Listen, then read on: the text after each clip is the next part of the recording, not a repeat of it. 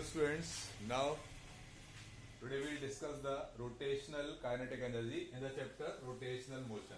So the definition of rotational kinetic energy as the kinetic energy. The energy possessed by the body by virtue of its rotation about the given axis, that is called the rotational kinetic energy.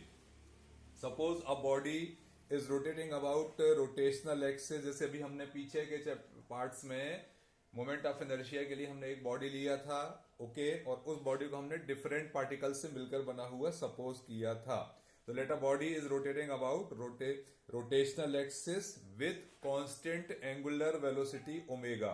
The body consisting of different masses. So the different masses are m1 m2. जैसे मैंने diagram में पीछे के, चलिए मैं एक बार diagram फिर से हम बना देते हैं. एक छोटा सा डायग्राम होता है. ये बॉडी जो है m1 m2 dash dash mn particle से मिलकर बनी हुई है.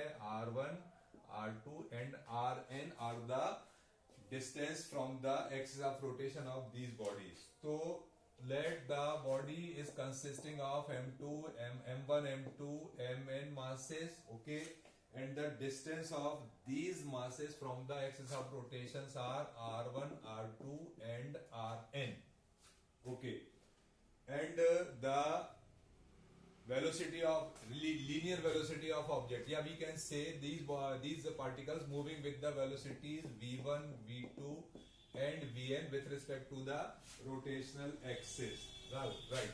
Then the kinetic energy, हम अभी सिंपल काइनेटिक एनर्जी का यूज कर रहे हैं, मतलब ये एक्चुअल में लीनियर मोशन के अकॉर्डिंग हम काइनेटिक एनर्जी को पहले कैलकुलेट करेंगे. Then the kinetic energy of these particles, simply मैंने बोला है पार्टिकल्स, तो that will be the first m1 half m1 v1 square. The second kinetic energy is half m2 v2 square up to half mn vn square.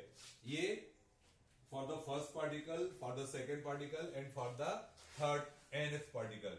Therefore total kinetic energy of body, ठीक, that will be, हमने simply इसको लिया है E K equals to 1 by 2 m1 v1 square 1 by 2 m2 v2 square and half of the mn vn square, right. ये हमने सारे kinetic energy का summation कर दिया. तो इस बॉडी का जो है total kinetic energy that will be this. फिर as we know v equals to r omega, that is the relation between angular velocity omega and linear velocity v.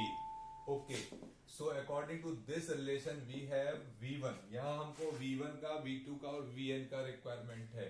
तो v1 equals to r1 omega, because we can say in the starting omega is the constant, मतलब omega for all the particles are constant होगा. Then v2 equals to r2 omega, v3 equals to r3 omega up to vn.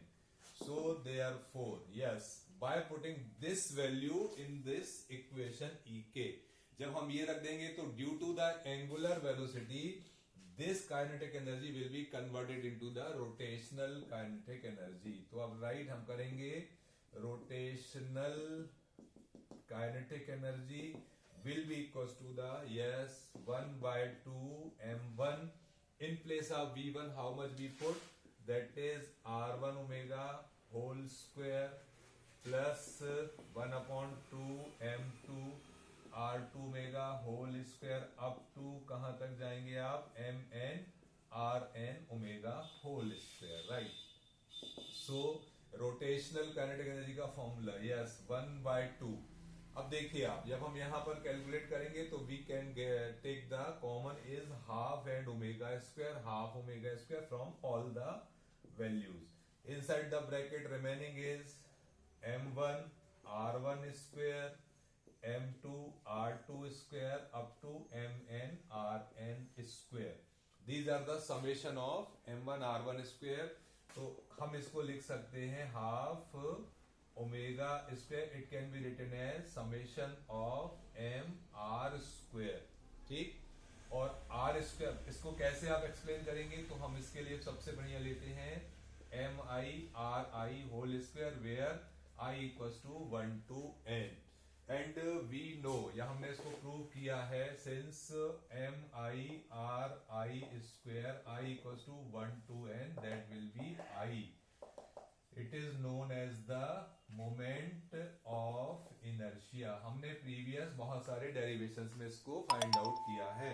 तो therefore rotational kinetic energy will be equals to the half, यहां already हमारे पास omega square है और इसकी जगह पर आप रखेंगे आई, तो it is half I omega square.